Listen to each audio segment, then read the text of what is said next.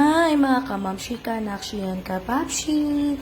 So for today's video, first time kong magluto ng kinamatisang manok. Yan, kasi dumatos na news feed ko and then hindi ko pa siya natatry lutuin ever since. So trinay ko siya. Kaya lang sa akin, nilagyan ko ng saging na saba. Kasi nga, meron akong saba pang natira rito. Sayang naman kung pabulok lang siya at di mapakinabangan. So, hinalo ko na lang din. So, same ingredients lang. Nagiwa ko ng sibuyas, bawang, then ginisa ko siya, and then kamatis.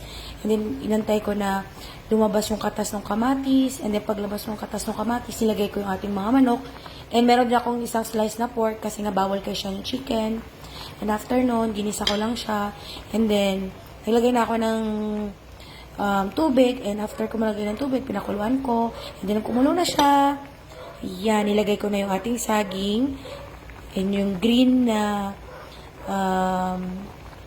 sili, and then, itong last na nilagay ko yung ating petsa. So, mga ilang minutes na lang, pwede na to. Hindi pala pwede na to. Ilang minutes na lang, okay na to. Diba? Okay na to.